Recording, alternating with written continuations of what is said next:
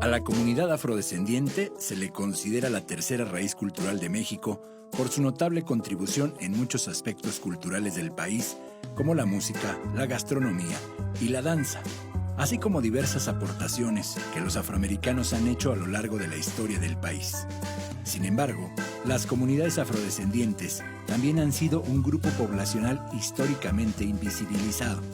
En el caso de Michoacán, se estima que hay un aproximado de 73,000 personas que se identifican como afrodescendientes.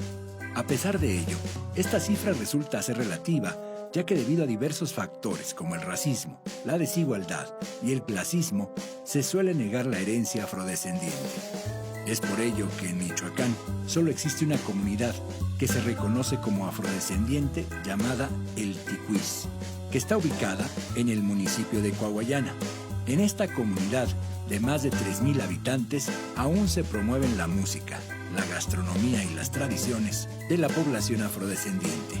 Y a pesar de que actualmente se ha trabajado desde el gobierno federal y estatal por resaltar la riqueza cultural e histórica de la tercera raíz de México, es claro que aún existe la necesidad de visibilizar a las personas afrodescendientes mediante políticas públicas que contribuyan al desarrollo de las comunidades afromexicanas. Con este contexto, el Sistema Michoacano de Radio y Televisión ha convocado a debatir con peras y con manzanas cuáles son los retos y desafíos de la comunidad afrodescendiente.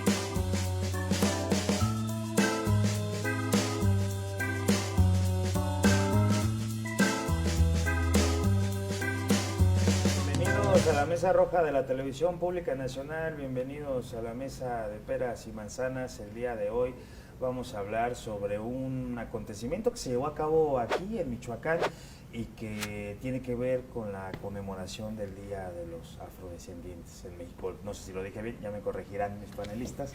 Tal vez no lo dije de la forma correcta, tal vez sí, no sé, ahorita les pregunto. Pero bueno, vamos a hablar sobre esto y, ¿por qué no?, sobre algo que siempre se esconde debajo de la alfombra y que no se quiere abordar, y es que sí, en México, con las narrativas neoliberales y también con las narrativas anteriores, previas a la Segunda Guerra Mundial, posteriores a la Segunda Guerra Mundial, con las narrativas colonialistas, etcétera, etcétera, etcétera, existe algo que no queremos aceptar y que se llama racismo.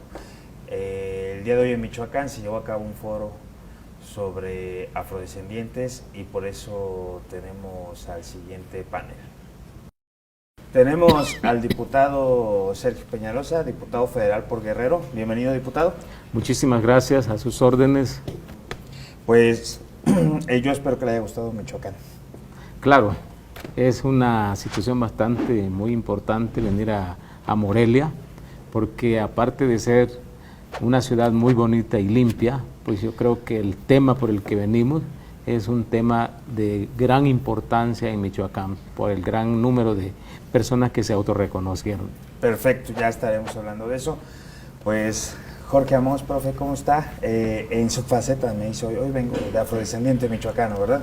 Claro, gracias, Benjamín. Pues sí, es el primer foro justamente para hacer el reconocimiento de la población afrodescendiente en Michoacán, los afromichoacanos. Y bueno, pues tuvimos la participación de dos grandes personalidades que han estado impulsando la agenda de los derechos y del reconocimiento de la población afrodescendiente, y pues creo que es el primer paso de, esperemos, una larga carrera para este reconocimiento. Qué bueno, profe, bienvenido otra vez. Y tenemos a la senadora Celeste, senadora por la Ciudad de México. Senadora. Así es, senadora. Sí, pues muchas gracias por la invitación y un gusto enorme de que en medios de comunicación se esté hablando sobre el tema. Gracias. Sí, pues los medios públicos, creo yo, tienen esa deuda histórica con el pueblo de México, y por eso es que el Sistema Michoacano de Radio y Televisión como medio público tiene esa consigna. Para eso llegamos, para eso buscábamos ganar, no para hacer lo mismo que los demás, sino para cambiar las cosas, y por eso es que aquí le damos la apertura a esta clase de temas, porque tenemos algo claro, senadora. Primero son las mujeres, los niños, los pueblos originarios, en este caso también los afrodescendientes, la población LGBT. Después podemos venir todos los demás, pero primero es por ellos. Vamos a arrancarnos, diputado. ¿Qué tal estuvo el foro el día de hoy? ¿Cómo les fue? ¿Qué valoración en términos generales hace usted? Bueno, en concurrencia creo que las expectativas estuvieron rebasadas. En contenido de las participaciones fueron contribuciones que abonaron propiamente para el avance del tema que está iniciando acá en Michoacán, ¿verdad? Y que de alguna manera esta es la semilla que está germinando o que va a germinar para que el tema en Michoacán se empodere como está a nivel nacional. Profe, ¿cómo lo vio usted como afrodescendiente? No, aquí, pues michoacano. Pues emotivo, ¿no? Hace más o menos 20 años yo fui a los encuentros de pueblos negros, justamente tratando de buscar una identidad primero individual. Después me di cuenta ya que había que impulsar la identidad colectiva. Me parece que las acciones que estamos viviendo, como las preguntas en el censo, justamente vienen del movimiento que impulsó el profe Sergio con su asociación México Negro y los encuentros de pueblos negros. Y ahora pues fue un gusto, ¿no? Es que viniera gente de Lázaro, gente del Ticuís, allá en Coahuayana. Hubo una representación de terrancalenteños, gente joven que está tocando y que se llama Herencia Africana, justamente por esta cuestión de retomar las raíces. Y bueno, pues tuvimos a un pionero en los estudios de la historia de los pueblos afrodescendientes, como el doctor Álvaro Ochoa, el primer académico al que yo escuché decir que era afrodescendiente, y donde entendí que había que cambiarle el rostro a la academia. Todavía no lo podemos hacer porque somos pocos, pero creo que hay pasos pequeños que se mantienen constantes, y me parece que de ahí viene la importancia del foro, que están haciendo cobijado con un movimiento nacional. Ok, senadora, ¿cuál fue su experiencia? La valoración que hace. Bueno, pues primero felicitar a los organizadores, en este caso también al doctor Jorge, que la verdad fue el que convocó a que viniéramos y que también invitó a personas de las comunidades de aquí de Michoacán para que vinieran a este foro. Creo que además de que pudiéramos conversar acerca de lo que se está haciendo a nivel nacional, pero también internacional, hablamos de cuál es la agenda concreta para las personas afromichoacanas y qué es necesario avanzar. Uno de los compromisos es que este sea solamente el primero de varios foros y que sigamos invitando a más personas a que se reconozcan como afrodescendientes, y que, como al principio bien lo dijiste, el racismo ha sido parte importante, por lo cual ha sido borrado de la historia nuestra participación en todos los ámbitos, y por eso es que ha sido tan difícil que personas se reconozcan. Por eso es que felicitamos también que por el censo 2020 podemos saber que más de 70,000 personas aquí en Michoacán se reconocen como tal, y por eso es que es tan importante hablar del tema. Claro. Diputado, ¿por qué hay otros países que están más avanzados en este tema? ¿Por qué a México le cuesta tanto? Bueno, primero hay que remontarse un poco a la historia, ¿verdad?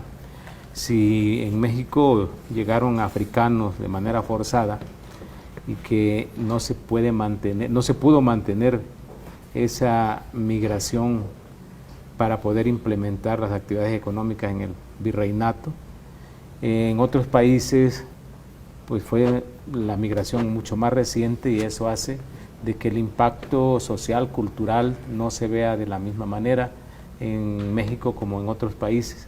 Eso es un elemento que promueve de alguna manera la organización para poder luchar por sus derechos, y México va como en el último, yo digo que somos los últimos en subirnos al barco de la inclusión, precisamente porque nuestra historia estaba negada, invisibilizada. Bueno, sigue estando, no estaba, ¿verdad? Precisamente por eso estamos en esta lucha. Pero justamente habría que ver que todos los impedimentos que ha habido para que nosotros nos podamos organizar, también parte del sistema político, de esa invisibilización, esa negación de la presencia afromexicana, impidió que nosotros pudiéramos avanzarnos y pudiéramos vincularnos a un movimiento internacional afrodescendiente. ¿Por qué se borra de la historia, se invisibiliza la participación de los afromexicanos? Bueno, pues porque déjame decirte que el capitalismo nació justamente basado en la esclavitud, ¿no? El capitalismo inició sus bases con la sangre de muchas personas de África, del sudeste asiático, que fueron cosificadas y obligadas a trabajar en espacios donde no querían trabajar.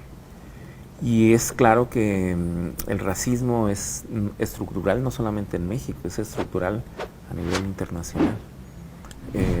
La discriminación es la mejor manera de obligar a alguien a hacer cosas que no quiere.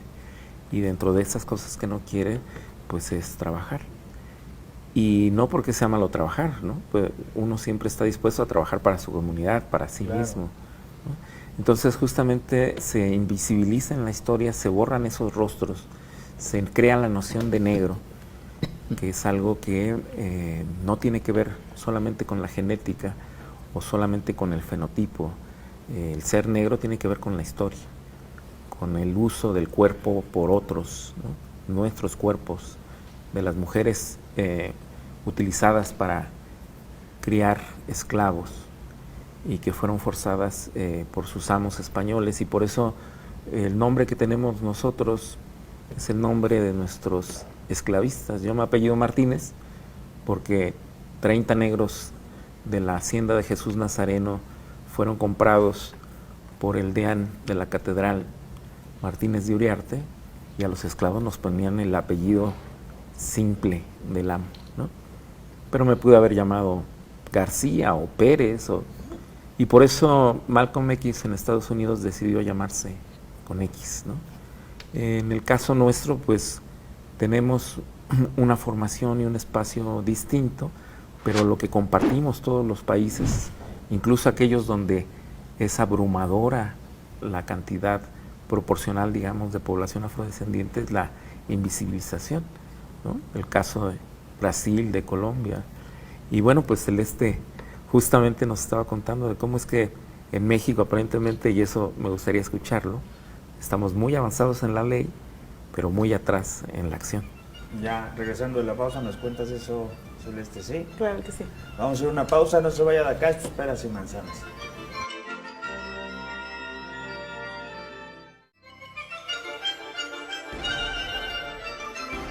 Estamos de regreso, senadora, de cero los micrófonos. Sí, muchas gracias. Sí, justo lo que comentábamos hace un rato.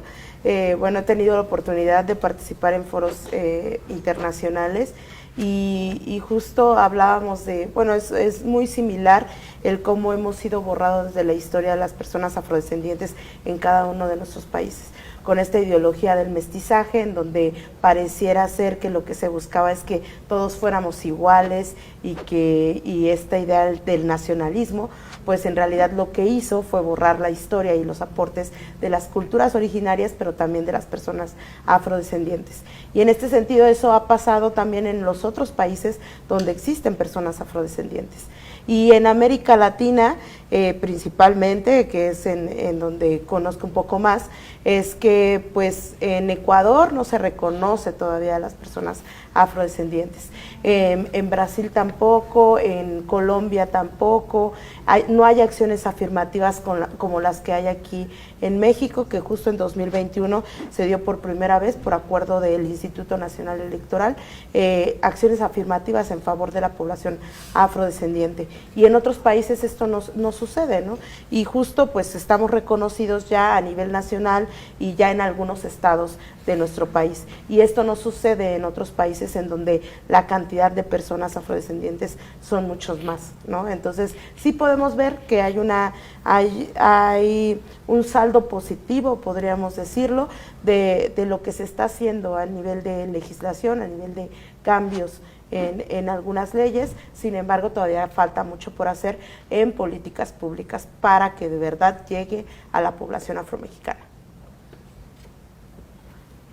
En Michoacán, diputado,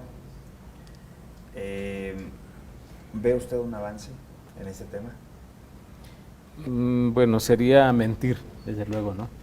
Porque si hoy estamos realizando bueno, ya me sumo, ¿verdad? Claro. Estamos realizando el primer foro, obvio, para que se visibilice el tema en Michoacán, pues en el resto de los demás espacios, obviamente no hay avance, ¿no? O sea, no hay un reconocimiento en la Constitución en Michoacán, por lo tanto tampoco hay políticas públicas. Tendrá que, a partir de esta actividad de la visibilización, el gobierno michoacano pues reconocer en la Constitución para poder asignar presupuesto, elaborar las políticas públicas, y estaríamos viendo ese avance cuando las comunidades afromexicanas o afromichoacanas estén viviendo en condiciones de dignidad como proceso, como resultado de ese reconocimiento constitucional. Y es que de repente nos concentramos, digo, yo hablo desde la visión que nos genera pues el vivir en Michoacán, ¿no? Por ejemplo, lo que veo es que de repente pareciera que avanzamos en el tema de pueblos originarios hablando propiamente de las comunidades indígenas, pero justamente las comunidades de afrodescendientes, de afromexicanos, están invisibilizadas. Yo la verdad agradezco el profe, a la Comisión Estatal para el Desarrollo de los Pueblos Indígenas que han venido aquí. Ya tocamos un tema en alguna ocasión, previo a este foro tocamos un tema similar, porque de pronto está invisibilizado, diputado, o sea, y parecía que no existe. Yo por eso les preguntaba, ¿no? O sea, bueno, si no hay un avance, ¿qué tendríamos que hacer? Por ejemplo, desde el legislativo, digo, yo sé, me va a decir que tal vez se lo van a tomar a mal los compañeros legisladores de acá, pero ¿qué podríamos recomendar? ¿Qué podríamos hacer? Bueno, aparte de reconocer el trabajo que está haciendo el doctor Amos y la Comisión de Pueblos Indígenas, y yo creo que todas las instituciones que se han sumado para esta visibilización que se está haciendo, esto tiene que trastocar precisamente el trabajo legislativo, para que esto se convierta, repito, en presupuesto y en políticas públicas. No soy quien para dar recomendaciones a los legisladores locales, ¿verdad? Pero en el proceso del reconocimiento nacional, como una manera de la armonización precisamente de esa ley nacional federal, pues el Congreso local de Michoacán tiene que estar haciendo lo propio para que estemos al parejo con esa legislación nacional. Y repito, que esto se convierta en un beneficio material, en electrificación, en drenaje, etcétera, etcétera, en las comunidades afromexicanas. Entonces, pues yo creo que ahí está la tarea para los congresistas locales, ¿no? Claro, irse poniendo a la par con la legislación federal. Yo los exhorto a que toquen estos temas legisladores, porque creo que nunca lo debate. Y bueno, es bueno que el gobierno de Michoacán y asociaciones como la del profesor Amos empiecen a mover esto, pero bueno, es necesario ponerle más atención, y el legislativo también tendría que. Profe, los afromexicanos, los afrodescendientes, los afromichoacanos también son sectores de la población que padecen pobreza. Digo, porque usted nos hablaba de una relación ahorita, ¿no? Se construye la idea, el concepto del negro, que no tiene que ver solamente con el pigmento, con el color, tiene que ver con el tema de cómo alguien más puede usar tu cuerpo, ¿no? Ya sea para trabajar o para cualquier otra cosa. Y luego se transforma en un chiste, y luego se transforma en una expresión común. Yo, ¿a cuántas personas no he escuchado que cuando se sienten explotadas en el trabajo dicen, me tratan como negro, como si fuera algo despectivo, ¿no? Es que ese patrón me negrea. Y yo digo, bueno, afortunadamente estamos en proceso continuo de deconstrucción, y yo de repente digo, no uses ya esa expresión, o sea, en algún momento lo usas porque era normal, no, ya no la uses. Pero, ¿hay una relación? Sí, claro, pusiste el más claro ejemplo, y uno de los problemas, y retomando un poco lo que dijo Sergio, es que la política luego quiere ser paternalista, ¿no? Hoy alguien en el foro estaba muy feliz porque se está construyendo el Plan Morelos, que es un plan de acción de gobierno Y yo me estaba preguntando, ¿y dónde estamos los afros? Porque si hay asesores que están construyendo este plan y que están pensando en atender a la población indígena. Y claro, el gobernador tiene buenas intenciones, hay gente que está elaborando este plan que está pensando en generar una nueva relación entre gobierno y acción política, pero ¿dónde están los afromichoacanos, no? ¿A quién están invitando? Ajá. Y no soy el único, ¿no? No estoy diciendo, invítenme porque quiero construir, pero hay más personas y justamente para que sea una política eficaz tiene que haber la voz de las personas a las que va dirigida. Si no, va a ser una política de escritorio y México ha vivido muchas políticas de fracaso desde el escritorio y por personas bien intencionadas. Entonces, yo lo que les diría es, antes que nada, para ir acabando con el racismo, para ir considerando al otro como igual, pues hay que incluirlos en el diálogo y en la conformación de las estrategias de acción política, porque si no, se vuelve política asistencialista y esta puede ser bien intencionada, pero a la larga fracasa. ¿Por qué? Porque no incluye. Y bueno, pues no solamente es cuestionar el racismo y los estereotipos e irlos deconstruyendo, sino transformarlos a partir de política pública, por ejemplo, a través de la educación, ¿no? ¿Cómo sé que está mal decir esto? Bueno, pues porque hay una historia y una carga que denosta a la población afrodescendiente y que ayuda mucho a que no haya un autorreconocimiento, que la primera identificación, que es la del individuo frente al espejo, no exista. Si nosotros vamos exponiendo esas estrategias de invisibilización, de avergonzamiento del propio cuerpo, del propio rostro, pues podemos ir también construyendo individuos orgullosos de su pasado, de su fenotipo, de su herencia familiar, de su historia. Y creo que para que eso se redondee, pues estas personas tienen que estar en posiciones de toma de decisiones, tienen que estar en la academia, tienen que estar en el gobierno, tienen que tener la posibilidad de dirigir el destino de sus comunidades, y me parece que si estamos elaborando un plan de gobierno, pues es el momento idóneo. Claro, vamos a ir a una pausa y regresamos con la senadora. No se vaya de acá, espera sin mensajes.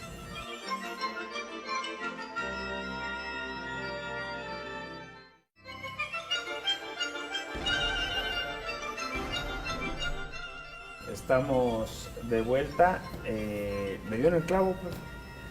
La invisibilización no solamente pasa porque nosotros como sociedad lo hagamos, lo ignoremos, lo asociemos con otro grupo étnico, por ejemplo, ¿no? No solamente pasa por eso, también pasa por la política pública, y entonces cuando se generan políticas públicas, y yo por eso le preguntaba, a ver, los afrodescendientes también son pobres, es donde pasa, ¿no? Porque no solamente es, o sea, no es un tema de ser pobre por serlo, hay toda una carga de racismo, de colonialismo que se va arrastrando, o sea, la movilidad social no surge por decreto, ¿no? Ya hoy me levanto yo y quiero salir adelante porque le estoy echando ganas y voy a vender gelatinas porque quiero ser presidente, si no pasa, ¿no? Senadora, le cedo los micrófonos. Bueno, antes de mencionar, quisiera también retomar lo que decía el diputado acerca de la armonización. Armonización no solamente en el estado de Michoacán, sino que tenemos que tener claro que ahorita tenemos apenas 7 entidades que está el reconocimiento a nivel estatal, de 32. O sea, desde el 2019 que tenemos ya el reconocimiento a nivel nacional, seguimos con 7, y creo que eso es alarmante porque pues estamos también en el decenio de los afrodescendientes que comenzó en 2015 y termina en 2024. Este es un acuerdo que es internacional y que no estamos respetando como gobierno, ¿no? Entonces tendríamos que apurarnos un poco más. Y en ese sentido también falta un paquete de armonización que en este momento se encuentra en la Cámara de Diputados. Son 50 reformas a leyes que se aprobó por unanimidad en el Senado y que ahorita desde hace un año está en Cámara de Diputados. no se ha aprobado, no se ha discutido en comisiones, y esto muestra un desinterés de los legisladores por no aprobar y por no tomar en cuenta este tema, que pareciera algo tan trivial que dicen pues lo ponemos al final de la fila, no lo tomamos en cuenta, y entonces esto ya se ha vuelto un exhorto desde las asociaciones civiles para que la Cámara de Diputados pueda aprobar estas reformas en este periodo que va comenzando el 1 de septiembre. Ok, ¿cómo vemos, bueno, más bien, yo iba a decir cómo vemos desde esta mesa, más bien, cómo lo ven ustedes? ¿Cómo ven ustedes este discurso? Porque les decía yo, no, tan existe y siempre se esconde, que se trata de invisibilizar justamente este tema, ¿no? Yo recuerdo mucho a Mohamed Ali diciendo que le preguntaba a su mamá cuando era chico por qué no había ángeles negros, y después él razonaba y decía, es que seguramente están haciéndole la comida a los ángeles blancos, ¿no? Y que luego se planteaba y él decía, ¿por qué siempre que dicen cuando nos fue mal me las vi negras? Y decía, bueno, ¿por qué asocian todo el tema del color como algo malo? Entonces, de que existe, incluso en el día a día, en las frases populares, pero ¿cómo ven ustedes planteamientos, no voy a decir nombres, pero planteamientos de algunos actores políticos o de algunos institutos políticos que son sumamente, pues, extremistas, ¿no? O sea, ¿cómo lo conciben ustedes? O sea, ¿por qué? ¿Dónde surge ese tema de odio? Sí, lo escucho, yo... Bueno, yo considero, y esto es una cuestión, una percepción personal, que desde el virreinato, donde justamente se estaba empleando mano de obra esclavizada, por un lado, no reconocer los aportes sociales, económicos, culturales de aquellos africanos traídos de manera forzada, y la otra parte es la aspiración de una sociedad pues meramente a la imagen de Europa, ¿no? Entonces yo creo que ahí empieza a desacreditarse toda la existencia de lo negro como la parte opuesta a lo bueno que había en esa visión de blanquear, ¿sí?, a una sociedad. Y ahí empieza pues, a haber también la confrontación mucho más visible o más fuerte. Y bueno, 500 años no han sido suficientes, porque más de 500 años estamos viviendo todavía las secuelas de ese discurso de odio, ¿verdad?, con el racismo, porque hoy todavía oímos, lamentablemente, cuando hace referencia a la población negra o a un negro, y el negro le atribuyen muchísimas cosas, ¿no? El negro es flojo, el negro es borracho, el negro es solamente bueno para el baile, el negro no sirve para tales o cuales actividades. Entonces se empieza como a etiquetar, ¿sí?, todo lo que no sirve socialmente al negro, ¿sí? Entonces tenemos que deconstruir todo ese proceso ideológico que nos dan, o toda esa ideología que nos han heredado, de tal manera que al principio de estos movimientos, pues yo creo que quienes llevaban la voz cantante eran personas blancas en el proceso de visibilización, de no discriminación para los negros. Pero hoy los negros estamos hablando por nosotros mismos, y nosotros tenemos que deconstruir precisamente esa ideología que mucho daño nos ha hecho. Sí. Profe, ¿garantiza que un afrodescendiente llegue a un espacio de toma de decisiones? ¿Garantiza que vea por este sector de la población, por los afrodescendientes? Pues depende del individuo. Yo te diría que nuestro primer presidente, Vicente Guerrero, llevó a la ley la primera abolición de la esclavitud en América Latina, ¿no? Entonces te diría que sí, pero bueno, pues las fuerzas oscuras, la reacción terminó matándolo. Claro. Algunos dirán que se iba a convertir en un dictador, puede haber muchos discursos. Yo lo que diría es que ayuda, ¿no? No todos los negros somos buenos, tenemos intereses como todas las poblaciones. Hubo personas de origen africano que lucharon con el bando realista y que después se opusieron, y a cada propuesta liberal también hubo gente en los espacios digamos, reaccionarios, pero lo que sí creo es que abrir el espacio, el espectro, para que haya personas que se asumen como afrodescendientes en la toma de decisiones es algo necesario. Como abrirle espacio a las personas que tienen otras adscripciones religiosas o otras adscripciones de género, ¿no?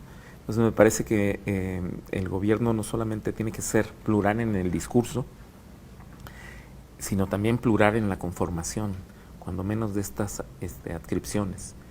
Y creo que tenemos que caminar hacia allá, ¿no? Sí, por un lado, digo, podemos tener a Patricio Lumumba, ¿no? Y por el otro lado, a Barack Obama, por ejemplo. ¿No? Iba a decir Idi Amin, pero vale.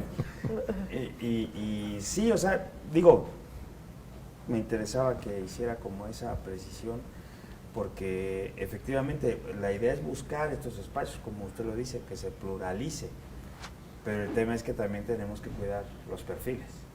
Y por eso,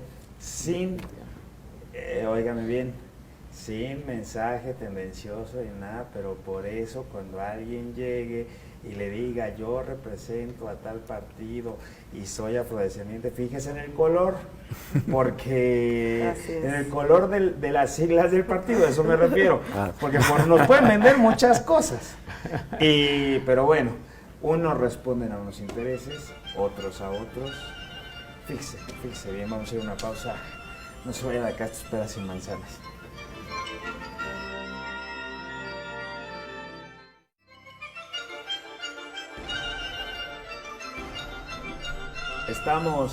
Estamos de vuelta, le cedemos los micrófonos a la senadora. Sí, bueno, justo qué bueno que entraron en el tema, que es muy importante ahora que vienen las elecciones del 2024, porque justo planteábamos que pues ya hay acciones afirmativas para la población afromexicana, al menos en Cámara de Diputados y en algunos congresos locales, ¿no? Y eso es importante, claro que es importante que estén las voces de personas afrodescendientes en los congresos, en la toma de decisiones, porque si no fuera tan importante en este momento, si hubiera personas que de verdad estuvieran interesadas y pusieran sobre la mesa nuestros temas, no sería necesario que una persona afrodescendiente llegara a esos espacios. Pero obviamente no, nadie va a tomar estos temas que nos cruzan a nosotros como a nosotros. Entonces, en ese sentido, sí es importante, claro, que sean personas que se reconocen como afromexicanas, afrodescendientes, pero es también importante que ya tengan una agenda que esté respetando los intereses colectivos y no solamente el interés personal de llegar a un lugar para tomar decisiones, para tener más poder, para tener dinero. Ese es otro tema en el cual pues también el movimiento afromexicano en general tendríamos que poner énfasis en que no es necesario solamente que lleguen personas afrodescendientes o que tengan el fenotipo, porque también eso hay que tenerlo claro. O sea, pensar en que, nada más que los partidos políticos digan, este parece afrodescendiente, este tiene la tez negra, entonces pues este sí podría entrar por cuota. Y eso es lo que ha pasado. Tal es el caso de las elecciones, pues, ¿no? O sea, de las elecciones del 2021, o sea, las elecciones del 2021 son 6 diputados que llegaron por esta acción afirmativa, y de esos 6 diputados solo conocemos al diputado Sergio Peñalosa, que fue el que ha trabajado y ha sido pionero del movimiento. Ese es el más claro ejemplo de que no solamente se necesita decir que soy afromexicano, soy afromexicana, para llegar a un espacio en donde lo que se busca es respetar. Y ya por eso, así, ¿no? Es, lo que se busca es llevar la agenda colectiva, no solamente los intereses de una persona. Y que se permita construir, ¿no? Porque, así es. Insisto, ¿no? Sin poner nombres, ahorita el diputado fuera del área nos decía algo y tiene razón. O sea, también que se permita, hay agendas legislativas que se construyen, pero luego cuando hay que llevarlas a la práctica yo veo mucho jaloneo, de repente que la estrategia cambia y no avanza. Y bueno, nos hablaban de legalización, por ejemplo, de la cannabis, nos hablaban de despenalización del aborto, y de repente pues yo he visto como que se ha ido trabando el asunto, y con todo el dolor de mi corazón, de repente hay gente como Patricia Mercado, a la cual respeto mucho, pero no comparto sus colores, pues se nos adelanta, ¿no? Y propone o trae una agenda pues más cercana a lo que de repente uno pensaría que la izquierda debería de tener, pero bueno, son valoraciones propias. ¿Cuál es el futuro bueno, no sé si el futuro, pero ¿cómo ve usted el diputado, el devenir del movimiento afro en México, en lo inmediato? Por eso no quedé decir si es futuro, pero bueno, no tan a largo. O sea, ¿qué es lo que se plantea en el mediano plazo? ¿Qué es lo que buscarían concretar para poder decir, bueno, hemos conquistado el primer paso, hemos dado un primer paso? Bueno, eso lo convertiríamos como en decir los retos que tenemos, ¿verdad? Claro, como movimiento los retos afromexicano.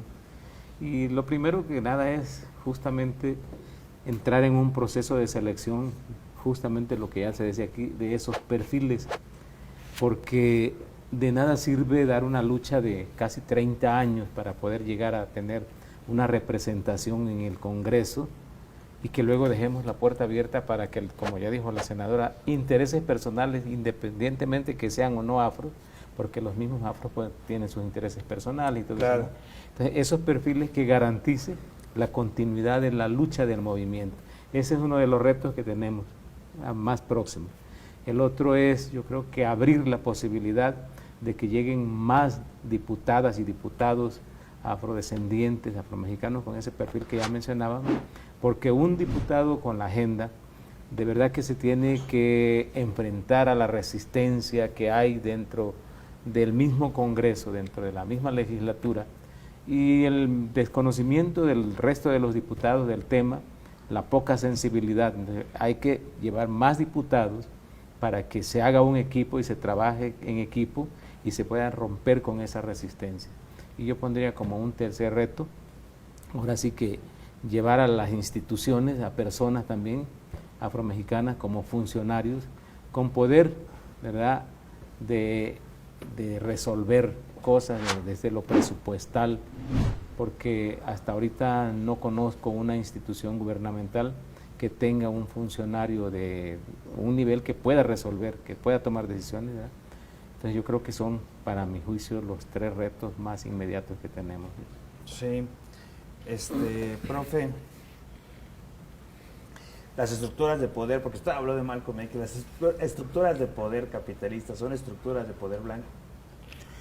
Sí, pues el capitalismo, te dije, nació justamente a partir, o se basa en la opresión de los otros, de los no blancos, y obviamente quien tiene el poder pues son los blancos.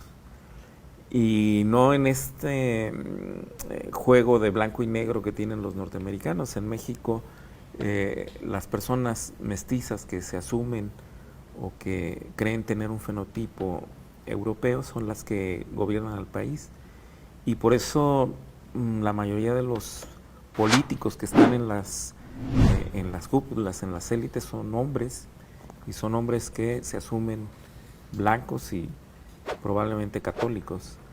Y pues descentralizar el poder en México implica abrir espacios para las mujeres, abrir espacio para los grupos no hegemónicos, indígenas, afrodescendientes, adscritos a otras religiones. Entonces se necesita una transformación que a veces está como entrampada, porque justamente se llega a través de las cuotas, y ahora se habla mucho de quitar los diputados de representación proporcional, y bueno, uno dice, suena bien, pero eso hay que pensarlo mejor, ¿no? Porque si bien hay muchos parásitos que llegan como plurinominales, pues hay gente que no hubiera podido llegar de otra manera. Claro. Y no porque no haya afrodescendientes que tengan capacidad política para generar votos sino que justamente el problema son las identidades y las agendas políticas. Gobernadores en México ha habido varios afrodescendientes, en Veracruz, en Guerrero, en Oaxaca, pero una cosa es que tengan el fenotipo y otra cosa es que les interese desarrollar una política que piense en la población afrodescendiente, ¿no? Un poco lo que tú decías. Entonces estamos atrapados en el intríngulis de que el poder ha estado usurpado, dominado por las élites blancas del centro del país, del Bajío, y bueno, pues a ellos les interesa mucho ocultar al otro Bajío, ¿no? Al que pertenezco yo, ¿no? Entonces, pues todos los abajeños piensan que son como Fox, pero la realidad es que no, ¿no? Los abajeños son como mi abuelo, chaparritos, prietos, vaqueros de Fox, y lo digo no en el sentido literal, ¿no? Mi familia viene de la zona son esos ranchos de San Francisco del Rincón, y pues fuimos los peones de hacienda de esas familias. Entonces, créeme que sí hay que contar la historia desde abajo y hay que descentrar al poder y hay que aprovechar este sistema de cuotas y habrá que fortalecerlo y habrá que también acotarlo, ¿no? Claro, habría que justamente tal vez revisarlo, regular algunas cosas, porque es cierto, si bien llegan muchos parásitos, hermanos o hermanas de los dirigentes, consentidos o consentidas de los dirigentes, también hay muchas voces que no podrían llegar ahí de otra forma, y que fue la idea, ¿no?, en la reforma electoral de López Portillo, justamente para aperturar a otras expresiones políticas. Vamos a ir a una pausa y regresamos para concluir estos personajes.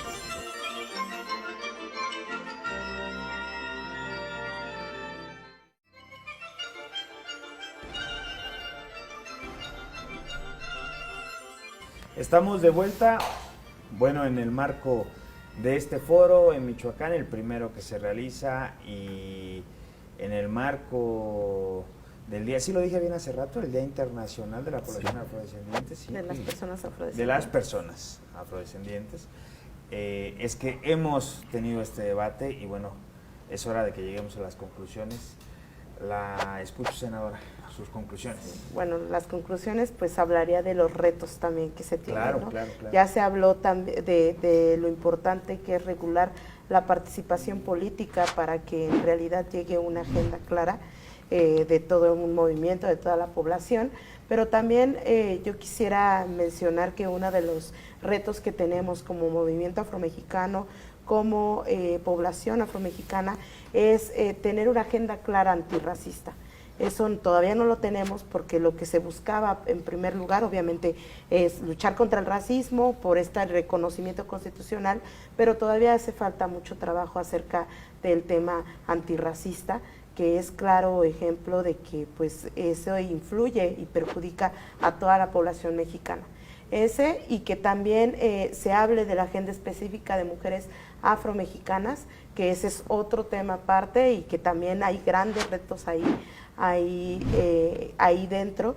Y pues también otro de los temas es que si bien es cierto que es importante que lleguen personas con buenas intenciones, con una buena agenda, personas afrodescendientes, también tendríamos que tomar este sentido de responsabilidad como personas que queremos o que se quiere llegar a esos espacios, que haya profesionalización, que haya una formación política y que estemos preparados en realidad para llegar a esos espacios. Y eso obviamente también se habla de que no hay un piso parejo, en que en las universidades todavía no hay muchas personas afrodescendientes que lleguen a universidades y mucho menos a posgrados.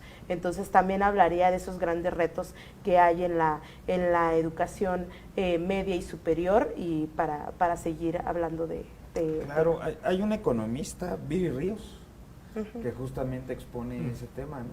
Cómo el tono de piel facilita, por ejemplo, el acceso a la educación superior y el acceso a trabajos con una remuneración arriba del salario mínimo, y etcétera, en sus estudios. Entonces, es cierto, no nos falta. Así es. Y digo, es que es increíble cuando uno se le abren los ojos, ¿no?, y se da cuenta de todo esto, porque muchas veces personas que nos asumimos como mestizos o así, creemos que que tenemos lo que tenemos o que logramos lo que logramos porque somos inteligentes, porque somos buenos haciendo lo que hacemos, pero cuando uno ve estas estadísticas, uno se pone a pensar cuántas veces no influyó eso y cuánto le cuesta, si no es que el doble o el triple, a compañeros o compañeras tuyas, que por el simple hecho del tono de piel, de tenerlo más oscuro que tú, les ha costado más, y cuando uno es consciente de eso, creo que te llevas a replantearte muchas cosas y también te das cuenta como a veces dices, no, yo sentía que era el mejor en el call center, ¿no? Pero ¿por qué me corrieron? Claro, pues porque llegó un caucásico así europeo, pues bueno, a él le dieron el trabajo, ¿sí? Conclusiones, diputado. Pues yo retomo justamente en que frente a este proceso electoral tenemos que ser cuidadosos en los perfiles, y no hablo del perfil fenotípico, sino del perfil político, social, del compromiso por esta lucha ideológica, porque aquí se ha comentado, ya hemos tenido afrodescendientes en México que han llegado a cargos muy relevantes y que a lo mejor fueron buenos gobernantes o buenos funcionarios para el sistema político, para el sistema económico, pero nada hicieron por la afrodescendencia, por su afrodescendencia también que tenían, ¿no? A pesar de que nosotros como activistas, antes de que yo fuese diputado, tocamos puertas a esas oficinas para que se nos apoyara para el reconocimiento constitucional, y de palabras pues hubo mucha disposición, pero en hechos no hubo nada. Lo otro, yo creo que invito a los afromichoacanos para que se suban realmente a este barco de la lucha, de este movimiento, porque tenemos primeramente que conocer, promover y defender nuestros derechos. O sea, juntos tenemos que hacerlo para que el Estado mexicano dé una respuesta favorable a esta lucha que estamos dando. Entonces, están invitados todos. Muy bien, muchas gracias, diputado. Profe, sus conclusiones. Bueno, pues primero que nada agradecer el acompañamiento, ¿no?, del movimiento afro en México. Creo que hay mucho trabajo por hacer, pero el primero es el que tenemos que hacer frente al espejo, mirarnos y decir, yo también soy afromichoacano. Visibilícense, pasen por este trago a veces amargo, pero después siempre alegre de decir, de afirmarse, ¿no? Y no tengan miedo, no tengan temor. Creo que entre más seamos es mejor, hay más fuerza. Entonces este foro creo que es un espejo y esperemos que este espejo rompa con los estereotipos. Ok, pues muchas gracias, senadora, por habernos acompañado. Gracias. Sí, muchas gracias, profe. Un gusto estar siempre aquí. Sí, muchas gracias. Y muchas gracias, diputado. Gracias a ustedes por abrir este espacio.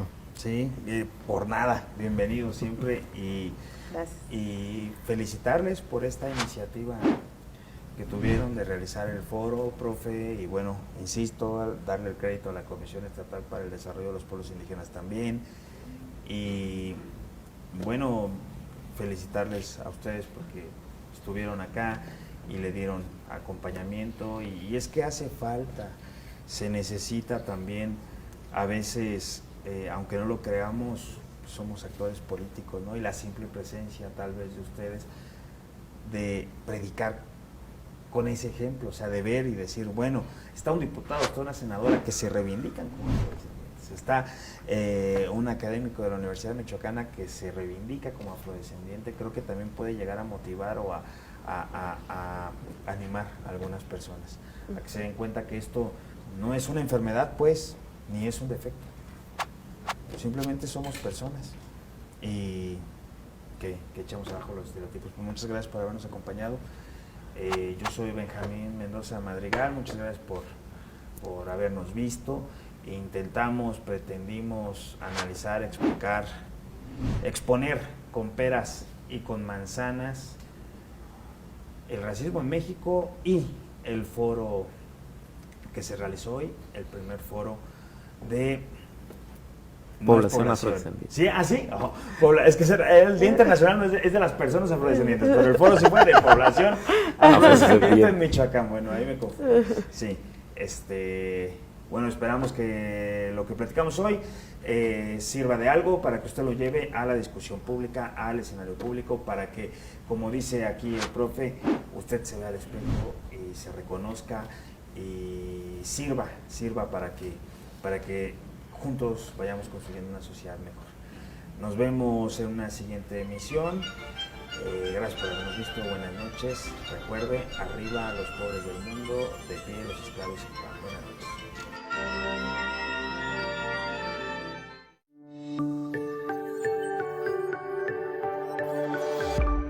Sistema Michoacano de Radio y Televisión presentó